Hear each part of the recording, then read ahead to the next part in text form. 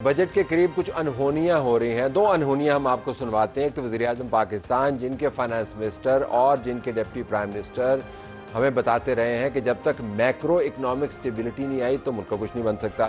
لیکن آج وزیر اعظم صاحب نے اقتصادی کونسل کے اجلاس سے خطاب کرتے ہوئے یہ فرمایا کہ یہ مائکرو اکنامک سٹیبلٹی کے اوپر فوکس کریں. میکرو اکنامک سٹیبلٹی کا اگر لوگوں کو فائدہ نہیں اس کا فائدہ کیا؟ سنیے وہ کیا کہہ رہے ہیں. میکرو لیول کی جو سٹیبلٹی ہے اس سے عام آدمی کو کیا سروکار ہے؟ عام آدمی کو غرض ہے امپلائمنٹ سے، پروڈکٹیو ملازمت سے، زراعت میں، صنعت میں کس طرح ترقی ہوگی، ایکسپورٹ کس طرح بڑھیں گی، اور پھر عام آدمی جو ملازم پیشہ ایک جوان ہے اس کو ہم کیا ریلیف دے سکتے ہیں. اس کے لیے وسائل ہمیں درکار ہیں. آج اگر ہم نے اپنی گروتھ لے کے آنی ہے تو ہمیں اکانومی میں ایسے انسینٹیوز انجیکٹ کرنے ہوں گے جس سے ایکسپورٹس بڑھیں، جس سے مینوفیکچرنگ وہ ریوائیو ہو اور اکانومی وہ ٹرانسفارم کرے.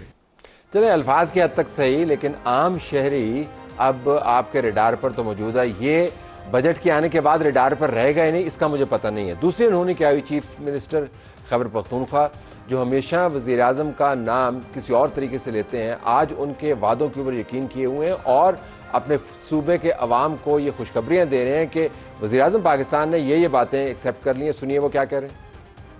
شہباز شریف صاحب کی طرف سے یہ وعدہ کیا گیا اگر 180 دن کے اندر تمام صوبے ہمارے قبائلی اضلاع کے حقوق پر متفق نہیں ہوئے تو شہباز شریف صاحب نے کہا کہ میں سمری پریزیڈنٹ صاحب کو بھیجوں گا اور پریزیڈنشل آرڈر سے ہمارا 7th NFC اپڈیٹ ہوگا جس میں ہمارے قبائلی اضلاع کا شیئر شامل ہوگا انشاءاللہ تعالی. شہباز شریف صاحب نے میٹنگ کے سٹارٹ میں کہا کہ جو ہمارے سیاسی مسئلے ہیں تو اس پر میٹنگ کے بعد انشاءاللہ تعالی واضح موقف آئے گا تو وہ بھی آپ کے سامنے جلد آ جائے گا انشاءاللہ تعالی.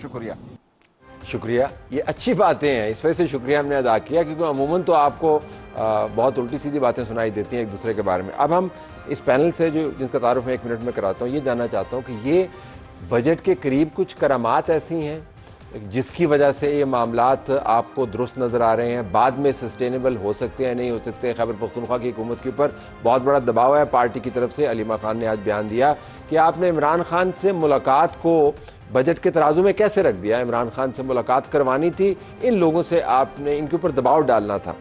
حکومت کے بھی اپنے مسائل موجود ہیں. پیپلز پارٹی کے ساتھ نیگوشیٹ کرتے ہوئے ان کو بہت سارے معاملات کے اوپر کنسیڈ کرنا پڑا.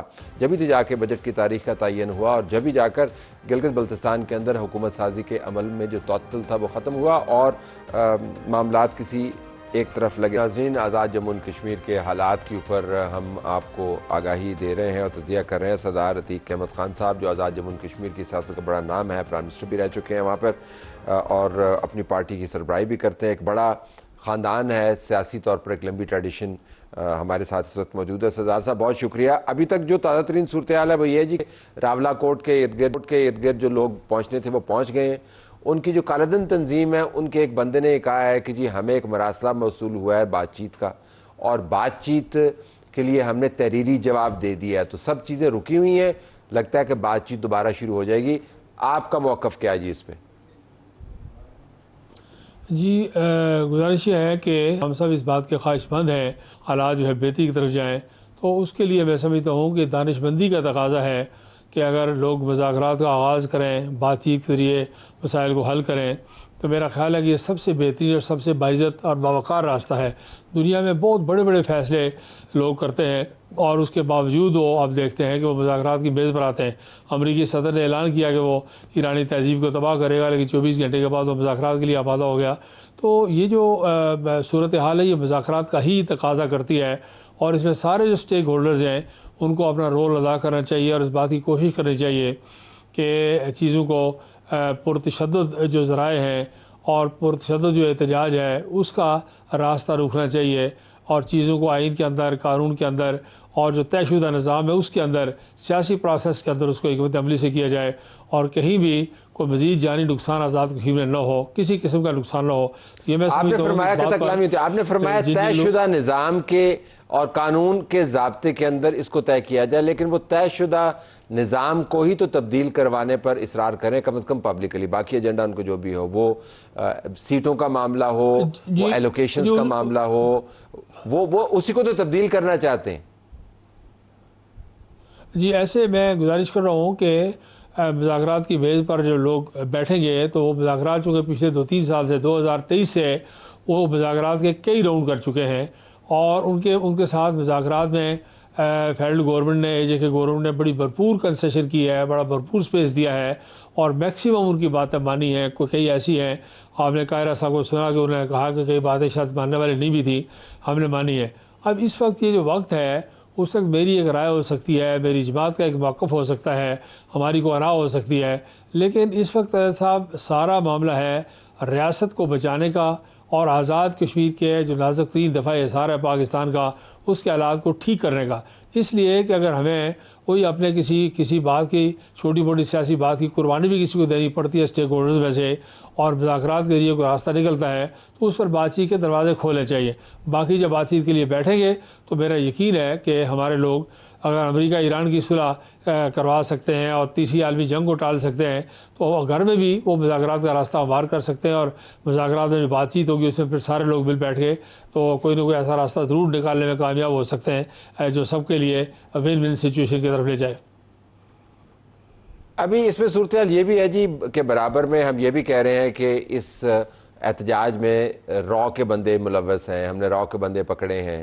جو تقاریر ہوئی ہیں چند ایک میں نے سنی ہے، آپ کی نظر سے بھی گزری ہوں گی، اس کے اندر وہ علیحدہ ریاست کی آزادی کا مطالبہ کر رہے ہیں. وہ جھنڈا تو ان کے پاس موجود ہے، وہ کہہ رہے ہیں پاسپورٹ بھی ہمارا علیحدہ ہونا چاہیے. جو پاکستانی ڈیاسپورا باہر بیٹھا ہوا ہے وہ ان کی ویڈیوز کو سرکولیٹ کر رہا ہے.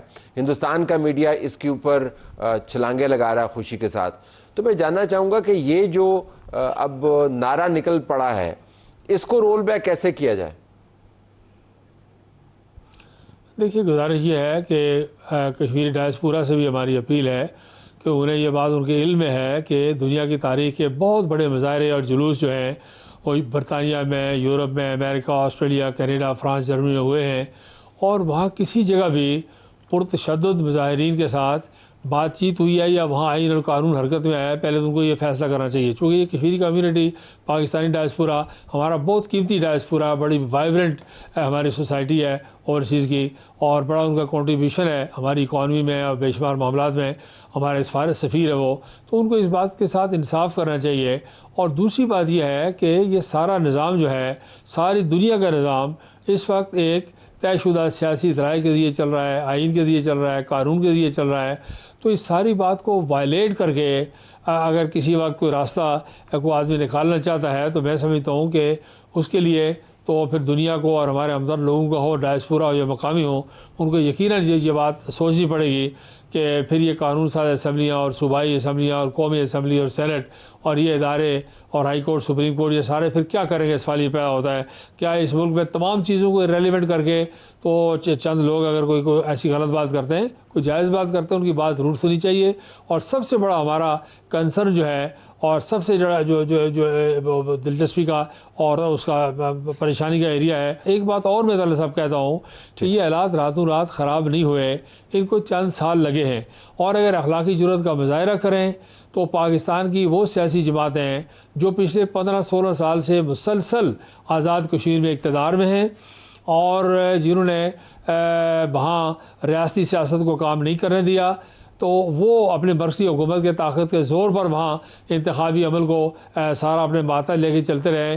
ان کو بھی یہ ذمہ داری قبول کرنی چاہیے کہ یہ حالات انہی پیپلز پارٹی، نون لیگ اور پاکستان تحریک انصاف، یہ تینوں جماعتیں جی یہ تینوں جماعتیں جو ہیں یہ ان کو یہ ذمہ داری قبول کرنی چاہیے. دیکھیے نا ہوتا کیا ہے، میں بہت کچھ باتیں نہیں کہنے والی ہے لیکن یہ سچویشن ایسی ہے. ہوتا یہ ہے کہ جب ایک جماعت حکومت میں ہوتی ہے اسے ملک بھی ٹھیک لگتا ہے، اسٹیبلشمنٹ بھی ٹھیک لگتی ہے، ادارے بھی ٹھیک لگتے ہیں.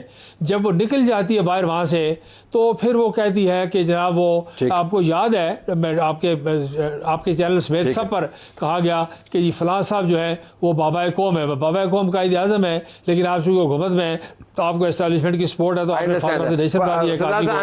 ہمارے پروگرام کا وقت ختم ہو گیا لیکن آپ کا پیغام ہم تک پہنچ گیا. We have to leave it there. ناظرین ہماری طرف سے یہ کچھ اجازت چاہتے ہیں. اللہ حافظ.